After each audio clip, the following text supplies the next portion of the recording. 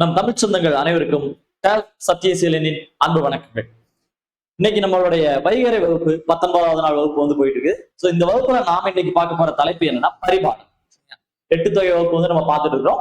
இதுல நம்ம இன்னைக்கு பார்க்க போற தலைப்பு என்ன அப்படின்னு பாத்தீங்கன்னா பரிபாடல். பரிபாடல் முக்கியமான ஒரு நூல் இல்லையா?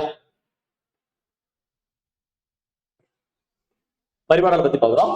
பரிபாடலை சொல்லும் போது அதோட அடைமொழியோட சேர்த்து சொல்லுவோம். நீங்க ஓங்கு பரிபாடல் நம்ம படிப்போம் இல்லையா? நற்றிடை நல்ல குறுந்தொகை 500 ஒத்த 10 ஓங்கு பரிபாடல் அப்படின்னு சொல்லலையா? ஓங்கு பரிபாடல் அப்படின்னு சொல்லக்கூடியதா. சரி, நம்ம பரிபாடல் இருக்காங்க. இப்ப பரிபாடலோட அடைமொழி அப்படின்னு எடுத்துக்கிட்டீங்க ஓங்கு. அப்ப என்ன சொல்றோம்? ஓங்கு பரிபாடல். இதை பாடின புலவர்கள் அப்படின்னு பாத்தீங்கன்னா 13 பேரு. உரை எழுதினவர் பரிமேல் அழகர். 13 பேர் எழுதி இருக்கிறாங்க. பரிமேல் அழகர் இதுக்கு உரை எழுதியிருக்காரு. சரிங்களா? ஓகே, இப்ப இதுல பாருங்க, பதிப்பித்தவர். இது வந்து பிரிண்ட் பண்ணவர் யாரு அப்படின்னு கேட்டீங்க அப்படின்னா நமக்கு வந்து யாரு? ஊவேசா. சரியா? தமிழ் தாத்தாவான ஊவே சுவாமிநாதன் என்ன பண்ணியிருக்காரு? இந்த பதிப்பித்தவர். மொத்த பாடல்கள் 70, கிடைச்சது 22 அப்படின்னு நம்ம வந்து சொல்றோம். சரிங்க, கிடைச்சது மொத்தம் 70, கிடைச்சது 22. சிறப்பு பெயர் வந்து பொருட்கலவைன்னு சொல்லுவோம். சரி, இதெல்லாம் ஏன் அப்படின்னு வந்து பார்ப்போமா? இப்போ பொதுவா மற்ற நூல்களை பொறுத்த வரைக்கும், மற்ற இலக்கியங்களை பொறுத்த வரைக்கும் குறிஞ்சி, முல்லை, மருதம், நெய்தல், பாலை இப்படித்தான் திணை மூலமா பிரிச்சிருப்பாங்க பாடலுடைய எண்ணிக்கைய. எப்படிங்க? குறிஞ்சி, முல்லை, மருதம், நெய்தல், பாலை இப்படி திணை அடிப்படையில பிரிச்சிருப்போம். ஆனா இந்த பரிபாடல் மட்டும் எப்படி பிரிச்சிருக்கிறாங்க அப்படின்னு கேட்டா நமக்கு வந்து தெய்வங்களின் அடிப்படையில் பகுப்பில் அமைந்தது. தெய்வங்களுடைய அடிப்படையில பகுப்பு அமைந்தது. எப்படிங்க தெய்வங்களுடைய அடிப்படையில அப்படின்னு கேட்டா,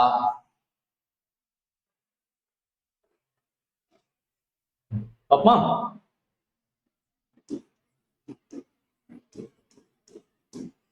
திருமால் அல்லது அவரோட பேர் என்ன? மாயோன். திருமால் அல்லது மாயோன். செவ்வேள் கடவுள் அதாவது முருகன். செவ்வேள் கடவுள் முருகன். காடு காள் யாரு? கொற்றவை அல்லது காளி. காடுகாள் கொற்றவை அல்லது காளி. வையை மதுரை. வையை அல்லது வைகை. சரி, இதுல எத்தனை பாடல்கள் இருக்குது அப்படின்னு கேட்டீங்கன்னா எத்தனை பாடல்கள் பார்த்தோமா? திருமால் மாயோனை பத்தி பாடப்பட்டது ஒரு 8 பாடல்கள் பாடப்பட்டது. சரிங்க, மாயோனை பத்தி பாடப்பட்டது என்னது? 8. செவ்வேள் முருகனை பற்றியது 31. காடுகாள் கொற்றவையை பத்தி பாடினது 1. வையை வைகை இருக்கு இல்லையா? வைகையை பத்தி பாடினது ஒரு 26. மதுரையை பத்தி பாடினது 4. அப்ப 8, 31, 32, சரி 39, 40, ஒரு 66, 70. அப்ப எத்தனை பாடல்கள்? 70 பாடல்கள் உங்களுக்கு பாடப்பட்டிருக்கு. சரியா? சரி, கிடைச்சது எவ்வளவுங்க அப்படின்னு பாத்தீங்கன்னா கிடைச்சது இப்போ திருமாலை பத்தி கிடைச்சது எத்தனை கிடைச்சிருக்கு? 6 தான் கிடைச்சிருக்கு.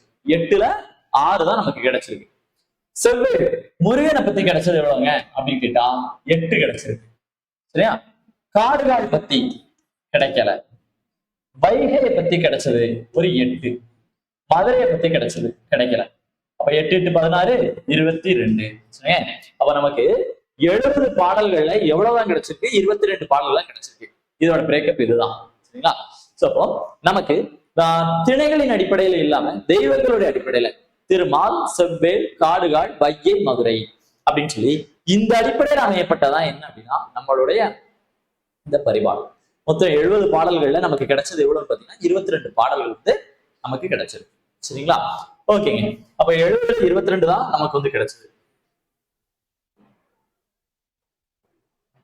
ஓகே, 70ல 22 பாடல்லாம் நமக்கு வந்து கிடைச்சது. சரி, சிறப்பு பேர் என்ன சொல்றோம்? பொருட்கலவை. அதாவது அகமும் புறமும் கலந்த நூல் அப்படின்னு நம்ம சொல்றோம். அகமும் புறமும் கலந்த நூல். அது அகமும் புறமும் கலந்த நூல் அப்படின்னா பொதுவா இதுல வைகை எல்லாம் இருக்கு இல்லையா? இதை பத்தி பாடின பாடல் வந்து அகம் சார்ந்தது. வைகை பத்தி பாடின பாடலாம் என்னது? அகம் சார்ந்தது. மற்ற பாடல்கள்லாம் எதங்க சொல்லியிருக்காங்க அப்படின்னு கேட்டா மற்ற பாடல்லாம் எதை சொல்லியிருக்காங்க? இந்த புறம் பத்தி பாடினது. அப்ப அகமும் புறமும் கலந்த நூல் அப்படின்னு சொல்லுவோம். அகமும் புறமும் கலந்த நூல். சரியா? ஓகே, அப்ப நம்ம பார்த்திருக்கோம் பரிபாடல் அப்படின்னா ஓங்கு பரிபாடல் அடைமொழியோட பாடிய புலவர்கள் 13, பதிப்பித்தவர் ஊவேசா. தெய்வங்களோட அடிப்படையில பகுப்பு வச்ச நூல் இல்லையா? மொத்தம் 70 பாடல்களுக்கான பிரேக்கப் நம்ம பார்த்தோம். அதுல கிடைக்கப்பட்ட 22 பாடல்களையும் நம்ம வந்து பார்த்தோம். சரிங்களா? தென் வேற என்ன இருக்கு? இதுல வந்து அகமும் புறமும் கலந்ததுனால இத பொருட்கலவை நூல், அகப்பொருளும் புறப்பொருளும் கலந்து பண்ணதுனால பொருட்கலவை நூல் அப்படின்னு நம்ம பேரும் வச்சிருக்கோம். சரிங்களா? அடுத்து பார்ப்போமா?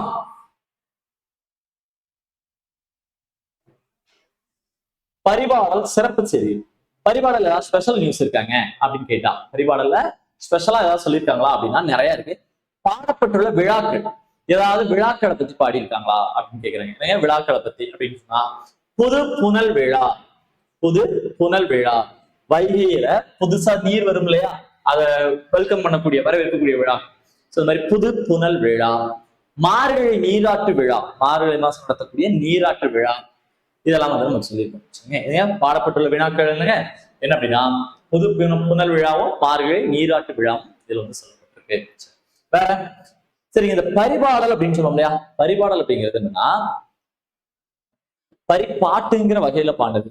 அது என்னங்க பரிபாட்டு அப்படின்னு கேட்டா, இதோட பாவை வந்து பரிபாட்டுன்னு சொல்லுவோம். பரிபாட்டுனா என்ன? வெண்பா, ஆசிரியப்பா, வஞ்சிப்பா, கலிப்பா. வெண்பா, ஆசிரியப்பா, வஞ்சிப்பா, கலிப்பா, 4 வகை பாக்களும் கலந்து பாடுவதா என்னது பரிபாட்டு.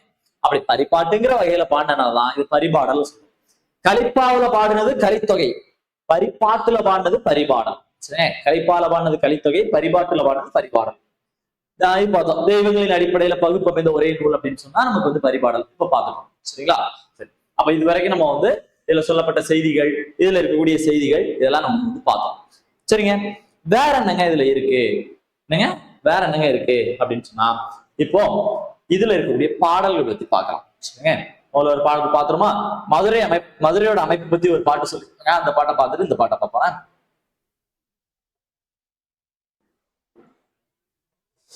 இதுல மதுரையோட அமைப்பு பத்தி ஒரு பாட்டு இருக்கும்.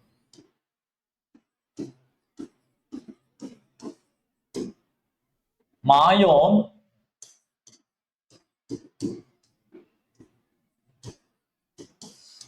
கொப்புள் மலர்ந்த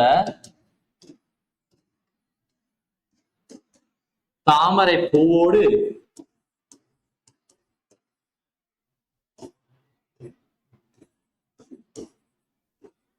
புறையும் சீரும். மதுரையிட திருமால், மாயோன் அப்படின்னா யாரு? திருமால். திருமாலுடைய தொப்புள்ள மலர்ந்த மலர் என்ன அப்படின்னா தாமரைப்பூ.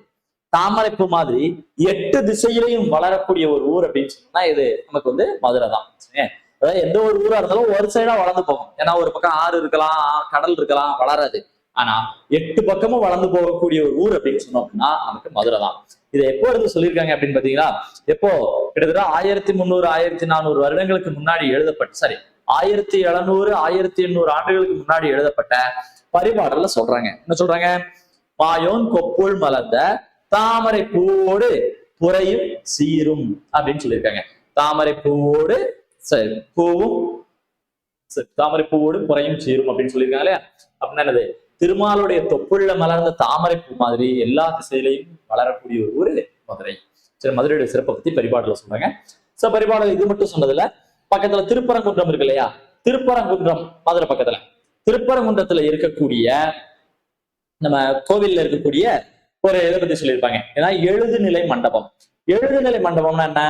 ஓவியங்கள் வரையக்கூடிய இடம். சரிங்களா? எழுதுநிலை மண்டபம் இருக்கு இல்லையா?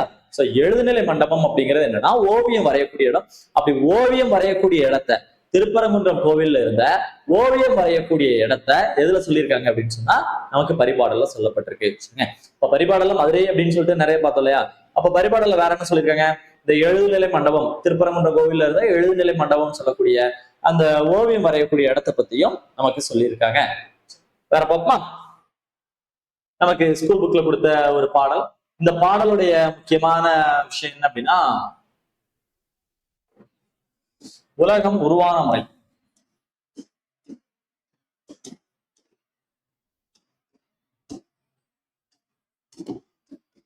நம்மளோட யூனிவர்ஸ், பிரபஞ்சம் உருவானது இருக்காங்க. அதாவது நம்மளோட யூனிவர்ஸோட ஃபார்மேஷன், இது பார்த்தீங்கன்னா ஒரு தியரி என்ன அப்படின்னா பிக் பேங் தியரி அப்படின்னு நம்ம படிச்சிருப்போம். பிக் பேங் தியரி இருக்கு இல்லையா? பெருவெடிப்பு கொள்கைன்னு சொல்லுவோம். அதாவது அன்னைக்கு வந்து இருக்கக்கூடிய ஒரு பொருள் வந்து ஒரு ஃபிராக்ஷன் ஆஃப் செகண்டுக்குள்ள மொத்தமா வெடிச்சு செதறி உருவானதான் இன்னைக்கு இருக்கக்கூடிய கோடிக்கணக்கான galaxies, solar system, asteroid, metaverse, planets and stars எல்லாம் சொல்றோம் இல்லையா, இப்படி இருக்கக்கூடிய எல்லாமே அதாவது ஒரு வினாடிக்கும் குறைவான நேரத்துல வெடிச்சு சிதறிதான் நம்மளுடைய அண்டங்கள், கோள்கள், சிறுகோள்கள், அடுத்து என்னது வால் நட்சத்திரங்கள், எரிகற்கள் எல்லாமே ஒரு ஃபிராக்ஷன் ஆஃப் செகண்ட்ஸ் எல்லாம் உருவாச்சு அப்படின்னு சொல்லுவோம். ஸோ அப்படி ஒரு ஃபிராக்ஷன் ஆஃப் செகண்ட்ல உருவானதுதான் பெருவெடிப்பு கொள்கைன்னு பொதுவாக ஏற்றுக்கொள்ளப்பட்டது, big bang theory. So big bang theory பத்தி இன்னைக்கு நிறைய ரிசர்ச்சர்ஸ் எல்லாம் போய்கிட்டு தான் இருக்குது. அப்படிப்பட்ட பிக் பேங் தியரி இருக்கு இல்லையா, பெருவெடிப்பு கொள்கை, அதை பத்தி நம்மளுடைய பரிபாடல்ல சொல்லியிருக்கு. என்னங்க பரிபாடல்ல சொல்லியிருக்கு. நீங்க என்ன பண்ணலாம்னா இந்த உலகம் உருவானதை பத்தி வேற எந்தெந்த பாடல்லாம் இருக்கு தெரியலையா? அண்டப்பகுதியின் உண்டை பெருக்கம், செஞ்ஞாயிற்று செலவும், அஞ்ஞாயிற்று பறிப்பு, பறிப்பு சூழ்ந்த மண்டிலமும், வழி தெரிதறி திசையும், வரி நிலைய காயம், இந்த மாதிரி நிறைய பாடல்கள் படிச்சிருப்பீங்க இல்லையா? அண்டப்பகுதியின் உண்டை பிறக்கம், அடுத்து இன்னொன்னு சொன்னேன், செஞ்ஞாயிற்று செலவும், அஞ்ஞாயிற்று பறிப்பும், பறிப்பு சூழ்ந்த மண்டிலமும். இந்த மாதிரி உலகம் உருவானதை பத்தி சொல்லக்கூடிய இப்ப நம்ம சொல்றோம் இல்லையா, அந்த மாதிரி ஏதாவது பாடல் உங்களுக்கு தெரிஞ்ச பாடல் நூல்ல இருக்கிறத சொல்லுவோம். இப்ப சொன்னோம் இல்லையா, செஞ்ஞாயிற்று செலவும் அஞ்ஞாயிற்று பறிப்பும்னா புறநானூறு அப்படின்னு சொல்லிட்டு கிழக்கு மண்ணில் போட்டீங்கன்னா எல்லாருக்கும் யூஸ்ஃபுல்லா இருக்கும். சரிங்களா? சரி சரிலாமா? அது மாதிரி உங்களுக்கு தெரிஞ்ச பாடல்கள் நம்ம சிலபஸ்ல இருக்கிறதா நிறைய இருக்குங்க. ஸோ அந்த மாதிரி பாடல்களை கொஞ்சம் போட்டீங்கன்னா நல்லா இருக்கும். சரி, ஓகே. இப்ப நம்ம அம்மா உலகம் உருவானதை பத்தி இல்லைன்னு சொல்றாங்க. விசிம்பில் ஊழி ஊழ் செல்ல கரு வளர்வானத்து இசையில் தோன்றி ஒரு அறிவாரா ஒன்றன் ஒழியும் உந்து வழிவந்த ஊழி ஊழியும் செந்தி சுடறிய ஊழியும் பனிபெரு தன்பெயல் தலைய ஊழியும் அவையிற்று உள்முறை வெள்ளம் மூழ்கிய ஆதரவு மீண்டும் பீடு உயிர்ப்பு ஈண்டி அவற்றிற்கும் உள்ளீடு ஆகிய இருநிலத்து ஊழியும். இந்த பாட்டு எழுதினார் கீரந்தையா.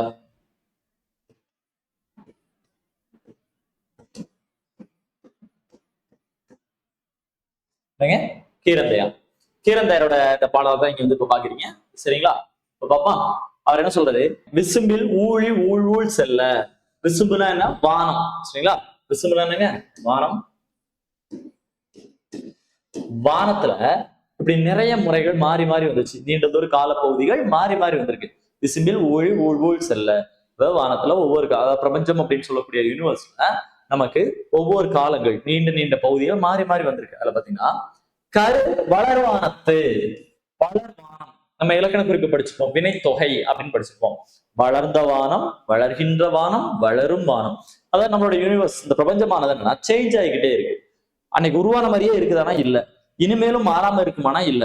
ஸோ ஒவ்வொரு நாள் ஒவ்வொரு பிளானட் உருவாகலாம், இல்ல ஒரு பிளானட் அழியலாம், ஒரு ஸ்டார் உருவாகலாம், ஸ்டார் வந்து நம்ம அப்படியே அழிஞ்சு போகலாம். இப்ப ஏதோ ஒரு விஷயம் மாறி மாறி வருது. அதான் வளர்வானம். கருணான மூலமான ஒரு பொருள், பரம அணு அப்படின்னு மீனிங் வந்து கொடுத்துருப்பாங்க. பரம அணு அப்படின்னு சொல்லிட்டு அப்படின்னா ஒரு பேஸான ஒரு பொருள். அவன் மூலம் பேசிக்கா பேஸ்ல ஒண்ணு இருந்துச்சு, அதுதான் வளர்வானத்து. இப்படி மாறிக்கிட்டே இருக்கக்கூடிய வானத்துல இசையில் தோன்றி, இசைனா பேரொலி, பெரிய சவுண்டு. சரியா? அந்த சவுண்ட்ல வெடிச்சு செதறிச்சு. சரியா? பொதுவா இசைன்னா என்ன சொல்லுவோம்? புகழ்னு படிப்போம். இந்த பாடல்ல இசை அப்படின்னு சொன்னா ஒலி, பேரொலி. அதாவது ஒரு பெரிய சவுண்டோட என்னாச்சு, அந்த பொருள் வெடிச்சு செதறிச்சு. ஒரு வினாடிக்கும் குறைவான நேரத்துல, ஒரு ஃபிராக்ஷன் ஆஃப் செகண்ட்ல அந்த பொருள் வெடிச்சுது. அந்த பொருளை தான் கருன்னு சொல்றோம். எல்லாம் உருவாறதுக்கு அடிப்படையா இருக்கக்கூடிய அந்த பொருளுக்கு அதான் கருன்னு சொல்றோம்.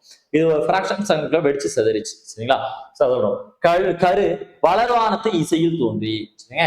இப்போ விசும்பில் ஊழி ஊழ் செல்ல, வானத்துல அதாவது நம்ம பிரபஞ்சத்துல நிறைய காலங்கள் மாறி மாறி வந்துகிட்டே இருக்குது. அப்போ அப்படி ஒரு நேரத்துல கரு வளர்வானத்து இசையில் தோன்றி, கரு வளர்வானத்துல பெரிய இசை, பெரிய ஒளியில வெடிச்சு செதறிச்சு. ஓகே. ஒரு அறிவாரா ஒன்றன் ஒழியும், ஒரு அறிவாரா ஒன்றன் ஒழியும். ஒரு அறிவானா உருவம் அறியாத, உருவம் தெரியாத, அதாவது இப்படி சரியான ஒரு வடிவத்துலதான். இன்னைக்கு நம்மளோட பூமி என்ன சொல்றா? ஜியாய்டு அல்லது ஸ்பியர், அதாவது ஜியாய்டு அல்லது கோள வடிவம்னு சொல்றோம் இல்லையா? இந்த வடிவம் தான் இருந்துச்சானா இல்ல, இந்த வடிவம் தான் இருந்துச்சானா இல்ல. அதாவது ஒரு அறிவாரா ஒன்றன் ஒழியும். ஒவ்வொரு கோளும் தனக்கான உருவம் இதுதான் அப்படிங்கிற மாதிரி இருந்துச்சானா இல்ல. இப்படிதான் ஒரு குறிப்பிட்ட காலங்கள் எல்லாமே சுத்தி வந்துகிட்டு இருக்குது. நம்ம பார்த்துட்டு போல நம்ம பூமியோட வடிவமே பார்த்திருப்பீங்க. நம்ம பூமி உருவாகும் போது நமக்கு கடல் இருந்துச்சான்னு கிடையாது இல்லையா? நம்ம பூமி எடுத்துக்கோங்க. நம்மளுடைய பூமி பாத்தீங்கன்னா ஒரு பக்கம் இமயமலை ரொம்ப உயரமா இருக்கு, இன்னொரு பக்கம் பாத்தீங்கன்னா பூமியோட ஆழமான பகுதியான மரியானா ட்ரெஞ்ச், மரியானா அகழி ரொம்ப பள்ளமா 10 கிலோமீட்டர் ஆழத்துக்கு இருக்கு. இப்ப இப்படி உயரமான இல்ல இப்படி பள்ளமான பகுதிகள் இதெல்லாம் எடுத்து பார்த்தோம்னா என்ன தெரியும்? பூமிக்குன்னு ஒரு வடிவம் இல்லை. இப்போ பூமி தன்னோட ஈர்ப்பு விசையால பள்ளங்கள் ஃபுல்லா தண்ணியை ஃபில் பண்ணிருச்சு. ஸோ வாட்டர் ஃபில் ஆனதுனாலதான் நமக்கு தூரத்துல இருந்து பார்க்க ஒரு கோள வடிவம் மாதிரி தெரியுது இல்லையா? ஸோ இதுவே இல்லாம இருந்தோம்னா எப்படி இருக்கும்? நமக்கு அங்கங்க இது ஒரு வடிவம் தான் இருக்கும். ரைட்டா? ஒரு அறிவாரா, இப்படி உருவம் சரியான உருவம் இல்லாமலே நிறைய காலங்கள் சுத்தி வந்திருக்கு. அப்புறம் பாருங்க, உந்து வழிகிளர்ந்த ஊழ் ஊழ் ஊழியும். சரியா? உந்து வழிகிளர்ந்த ஊழ் ஊழ் ஊழியும். சரி, அதனால உந்து வழிகிளர்ந்த வழின்னா என்னது? காற்று. காற்று உருவாகிறது, காற்று உருவாக ஆரம்பிச்சது. சரியா? இப்படி ஒரு காலம். அப்புறம் என்ன? செந்தீச்சுடரிய ஊழியம். காற்று இருக்குன்னா இப்ப நெருப்பு வேற இருக்கு இல்லையா? நம்ம பூமியே ரொம்ப வருஷம் இருந்தது அப்படியே நெருப்பு பந்தா சுத்தி வந்துகிட்டு இருக்கு. நெருப்பு பந்தா சுத்தி வந்துட்டு இருக்கு. அப்படி இருக்கும்போது நம்ம சூரியன் பக்கத்துல இருக்கும்போது அப்ஹீலியன் பெரிஹீலியன் படிப்போம் இல்லையா? சோ பெரிஹீலியன் என்ன? சூரியன் பக்கத்துல இருக்கிறது. அப்ஹீலியன்னா சூரியன் விட்டு கொஞ்சம் தூரமா போறது. இப்படி சுத்தி வரும்போது எப்படி நம்ம சூரியனை வச்சு இப்படி சுத்தி சுத்தி வந்துகிட்டு இருப்போம் இல்லையா? அப்படி சுத்தி வரும்போது கொஞ்சம் பக்கத்துல இருந்தா அது பேர் பெரிஹீலியன், கொஞ்சம் தூரமா இருந்தோம்னா அப்ஹீலியன். இப்படி இருக்கும். இப்படி சுத்தி வரும்போது அப்படி தூரமாவும் போகும், பக்கத்துலயும் வரும் இல்லையா? சோ அப்படி வரக்கூடிய காலகட்டம். இப்போ சூரியன் பக்கத்துல இருந்தா வெப்பநிலையில நல்லா தீப்பிடிச்சு எரியுது. இது சூரியனை விட்டு இப்படி சுத்தி வரும்போது ஒரு கட்டத்துல தூரமா இருக்குன்னு வச்சுக்கோங்களேன். இப்போ இருக்குன்னா சூரியனை விட்டு கொஞ்சம் தூரமா இருக்கும் அப்படின்னா அந்த இடத்துல என்ன பண்ணுவோம்? நம்மளோட டெம்பரேச்சர் குறையுது. டெம்பரேச்சர் குறையும் போது சுத்தி இருக்கக்கூடிய பனிகள், ஸ்னோ இருக்கும் இல்லையா? பனியெல்லாம் நம்ம இழுத்துருப்போம். அப்படி இழுத்து நமக்குள்ள இந்த பனியெல்லாம் உருவாது. அடுத்து சூரியன் பக்கத்துல அப்படி சுத்தி வரும்போது இன்னொரு பக்கத்துல வருமா? பக்கத்துல வரும்போது சூரியனுடைய வெப்பத்தால இந்த பனிலாம் உருகி என்ன இருக்கும்? அப்படியே எவாபரேட் ஆகி மேல போயிருக்கும். சரி, எவாபரேட் ஆகி நான் உருகி நீராவியா மேல வந்து வேப்பரா போயிருக்குமா? அப்படி போய் தான் அங்க இந்த கிளவுட்ஸ் ஃபார்ம் ஆகும், மேகங்கள் உருவாகும். ஸோ கிளவுட்ஸ் ஃபார்ம் ஆனா அடுத்து என்ன பண்ணும்? மழை பெய்யும். அதான் அடிச்சு சொல்றாங்க. அப்ப தீப்பிடிச்சு எரிஞ்ச காலம் இருக்கு. பனியோட தன் பெயல் தலைய ஊழியும். பெயல்னா மழை, தன் பெயல்னா குளிர்ந்த மழை.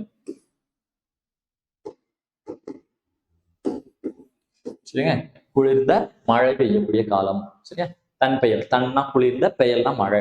அப்போ மழை பெய்ய ஆரம்பிச்சு. முதல்ல நெருப்பா இருந்துச்சு, அடுத்து கொஞ்சம் கொஞ்சமா அணைய ஆரம்பிச்சு மழை பெய்யுது. இப்போ மழை எப்படி பெய்யுதுன்னு பாத்தீங்கன்னா ஊழியும். இது ஒரு 1,00,000 வருஷம் மழை பெஞ்சுட்டே இருந்துச்சுங்க.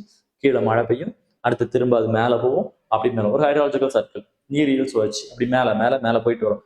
ஆவியாகி மேல போகும், திரும்ப மழை பெய்யும், ஆவியாகி மேல போகும், திரும்ப மழை பெய்யும். இப்படியே சுத்திட்டு இருந்துச்சு. அடுத்து கொஞ்சம் வருஷத்துக்கு அப்புறம் அந்த தீ எரியறதெல்லாம் குறைஞ்சிச்சு, நம்மளுடைய பூமியோட வெப்பமும் குறைஞ்சது. பூமியோட வெப்பம் குறைய குறைய குறைய என்னன்னா கீழே இருந்து ஆவியாகி போறது குறைஞ்சிச்சு. ஆவியாகி போறது குறைஞ்சிச்சுன்னா அப்ப மேகங்கள் உருவாகிறது குறைஞ்சு மழை பெய்யுறது குறைய ஆரம்பிச்சு. அப்படியே நின்றுதான் மழை ஸ்டாப் ஆச்சு. முதல்ல மழையா பெஞ்சுக்கிட்டு இருந்துச்சு. மழை பெஞ்சு, அதாவது மழை பெஞ்சு தண்ணி கீழே வரும், கீழே பட்டோம்னா பூமியோட வெப்பத்தால அது எவாபரேட் மேல போய் மேகமா மாறும், மறுபடியும் மழை. இப்படிதான் ஓடிக்கிட்டு இருந்துச்சு. ஆனா ஒரு கட்டத்துக்கு அப்புறமா பூமி குளிர்ந்து கடைசியில என்னாச்சு? மழை பெய்யுறது நிக்க ஆரம்பிச்சிச்சு. இப்ப ரொம்ப வருஷமா மழை பெஞ்சதுனால பள்ளமான இடம் ஃபுல்லா தண்ணியால ஃபில் ஆயிருச்சு. ஸோ வாட்டர் ஃபில் பண்ணுது.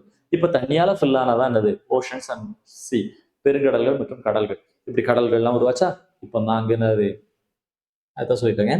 அவையிற்று உள்முறை வெள்ளம் மூழ்கி ஆதரவு. இப்ப வெள்ளத்துல தண்ணி எல்லாம் உருவாயிருச்சு, பூமி ஃபுல்லா தண்ணி. ஏன்னா சொல்லும் போது பூமியை தண்ணிக்குள்ள மூழ்கி கிடக்கு, ஏன்னா நிறைய தண்ணி தான் இருக்கு இல்லையா? அதான் சொல்லியிருக்கோம். தென் பாருங்க, மீண்டும் பீடு உயிர்ப்பு ஈண்டி. பீடுனா சிறப்பு.